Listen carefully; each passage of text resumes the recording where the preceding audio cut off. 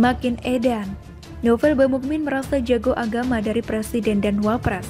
Ditulis oleh Mr. Naibaho di siwar.com. Terkejut, sekaligus terheran-heran dengan olah pentolan FPI yang memang sudah putus urat malunya dan masih dengan PD-nya, tanpa ada perasaan bersalah sama sekali. Juru bicara alias jubirnya organisasi radikal yang sudah dianggap terlarang di Indonesia, FPI alias Front Pembela Islam ini ngaku siap mendampingi Anies maju di Pilpres nanti. Siapakah dia? Siapa lagi kalau bukan Novel Bamukmin? Ya, jubirnya PA212 yang begitu ngeri dan mampu menjungkalkan Ahok Jarot ini untuk menegakkan perjuangan agama tertentu untuk membela negara dan agamanya.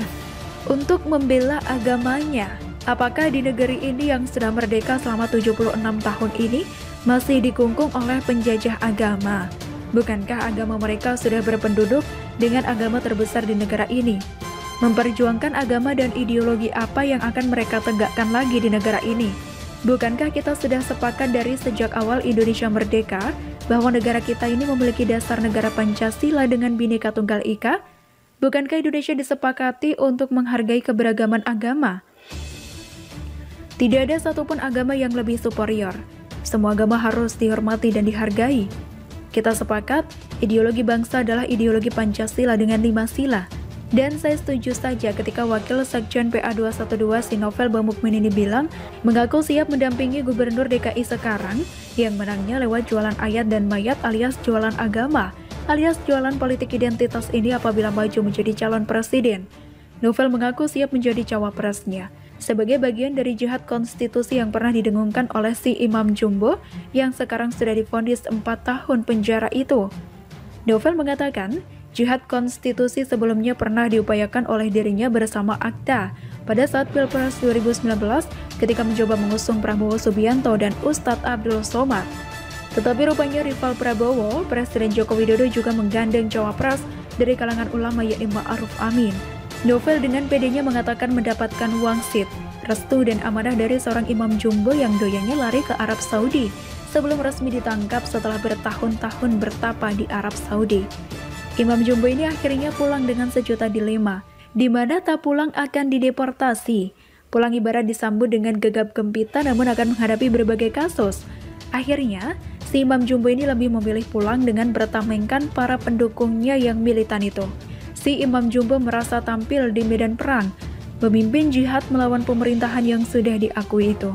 Akhirnya, si Bibip alias Imam Jumbo harus menghadapi beberapa tuduhan. Usai 6 orang laskarnya harus meregang nyawa. Keperkasaan seorang Bibip langsung turun ke titik nol. Para tamengnya hanya bisa menyembah baliho, melakukan aksi-aksi demonstrasi berujung ricuh untuk meminta pembebasan imam besar mereka. Sementara manusia macam si Novel ini hanya bisa koar-koar dan merasa paling suci dari setiap manusia di tanah air ini, tak terkecuali dari presiden dan wakil presiden.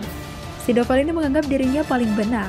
Yang lain salah termasuk apa yang dilakukan oleh presiden dan pemerintahannya. Bahkan, seorang imam yang sudah layak dipandang jadi ulama panutan seperti Kiai Ma'ruf Amin pun tetap dianggapnya bukanlah panutan. Sementara yang radikal dan tanpa proses seperti Waloni, Maher, dan Bahar Smith dianggap ulama yang dikriminalisasi.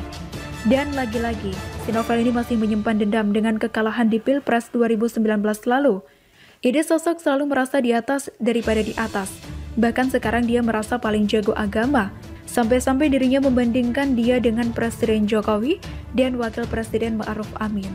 Apakah memang orang ini sudah kehabisan akal dan hampir gila ya? Sampai-sampai ke soal agama pun dia merasa paling di atas. Novel lagi-lagi berkoar-koar tentang kriminalisasi ulama setelah si Bibip itu divonis 4 tahun penjara. Ketidakterimaan Novel dia ungkapkan dengan tuduhan kepada pemerintahan Presiden Jokowi yang mencampuri perkara Bibip. Padahal Bibip memang harus dipenjara akibat ulahnya yang telah melanggar hukum di negara ini. Jadi saran saya, kalau memang sudah merasa agamanya paling mantap dan pengetahuannya dalam memimpin juga sudah oke, gimana kalau Novel Bamukmin? Malas saya menyebut nama ini sebetulnya, terbang ke Afghanistan saja dan mengajukan diri untuk jadi capres atau cawapresnya Taliban untuk memimpin Afghanistan di bawah kekuasaan Taliban. Saya rasa lebih layak daripada di sini hanya jadi tukang ribut. Mending kan pemikirannya bisa berguna bersama Taliban. PA212 dan MUI berisik, pertanda ada yang panik. Ditulis oleh Nina Nur di steward.com.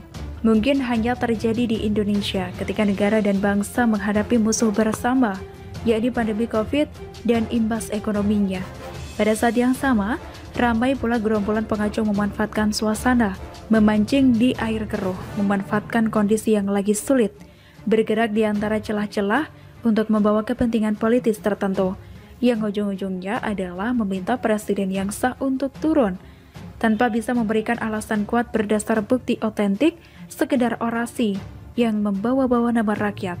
Padahal, rakyat sendiri malah sangat percaya pada kemampuan dan kepemimpinan Presiden Jokowi, membawa negara dan bangsa ini bertahan dan maju untuk melawan pandemi dan segala imbas buruknya.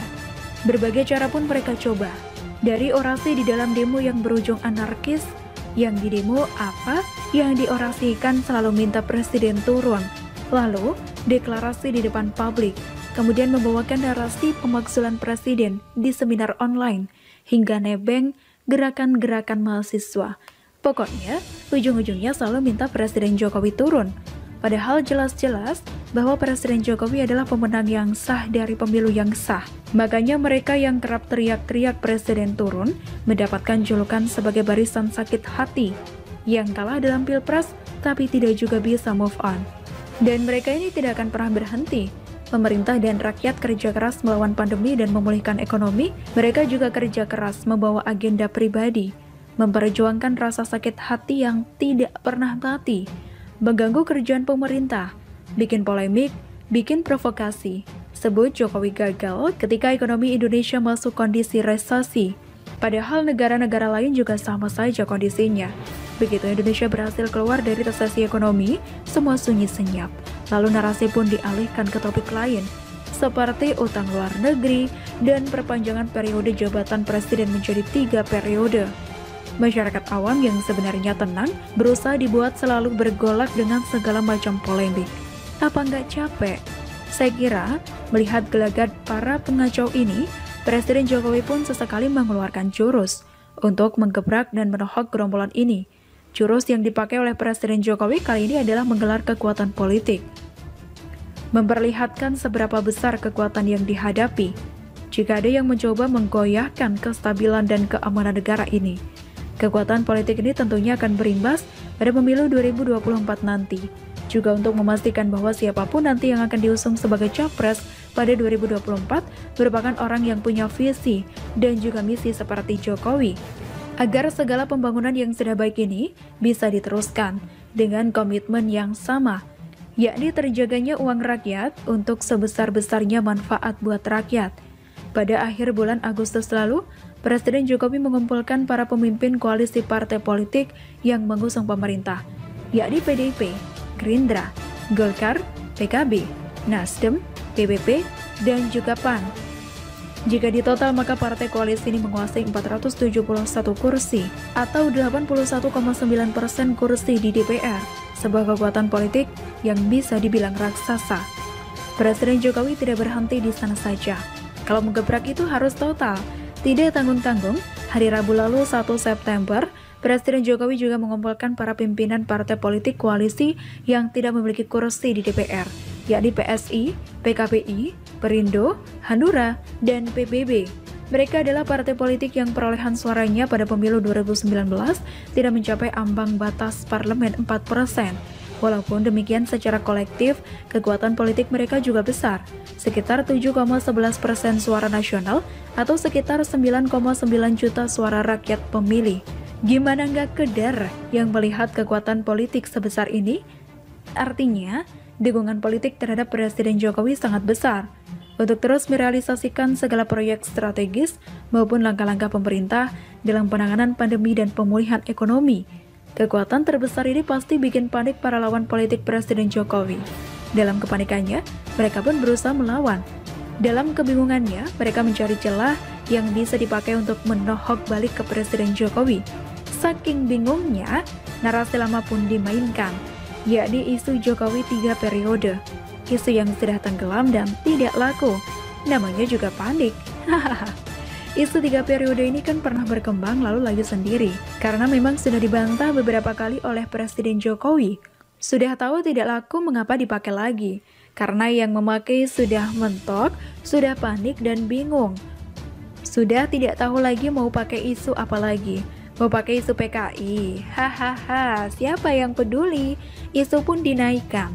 Berhembus kabar bahwa yang dibahas oleh Presiden Jokowi dan para pemimpin partai koalisi dalam kedua pertemuan itu termasuk soal amandemen Undang-Undang Dasar 1945.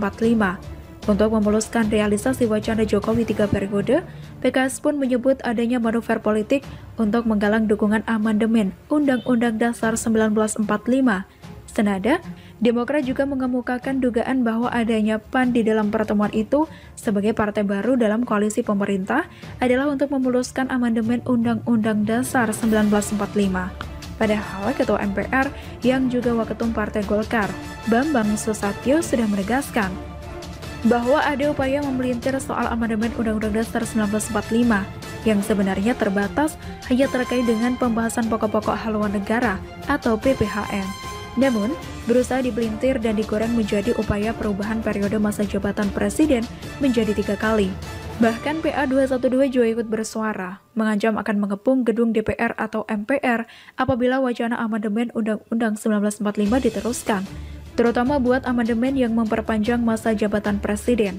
Refli Harun, dengan bersenjatakan video di kanal YouTube, juga menyatakan menolak amandemen yang memperpanjang masa jabatan presiden sampai 2027. Bahkan, MUI juga ikutan bersuara. Dengan nada jauh lebih keras, sok menggertak, Wakil Ketua MUI Anwar Abbas menyebut bahwa Presiden Jokowi cukup 2 periode saja, karena rakyat sudah banyak yang muak dengan situasi COVID, dengan keadaan ekonomi yang parah dan rendahnya kemampuan pemerintah mengatasi masalah COVID dan ekonomi. Bahkan, Anwar menyatakan yakin kalau rakyat tidak takut jika pemerintah menurunkan polisi dan tentara, karena rakyat sudah marah. Rakyat yang mana? Nah itu Presiden Jokowi ke Cirebon, lalu ke Lampung, di sana juga rakyat menyambut beliau dengan sukacita kok. Ah, dasar provokator, selalu teriak mengatasnamakan rakyat, padahal bukan kepentingan rakyat yang dibela, melainkan kepentingan kelompok tertentu yang panik melihat besarnya kekuatan politik yang mendukung Presiden Jokowi, tapi bingung mau berbuat apa sehingga isu basi pun dinaikkan lagi. Rakyat sendiri lebih sibuk mencari tempat vaksinasi. Mau tahu apa yang menarik perhatian rakyat? Itu loh, Pasar Tanah Abang sudah dibuka kembali. Hasil nyata kebijakan PPKM yang diambil oleh Presiden Jokowi. Rakyat pun happy, selalu dari kura-kura.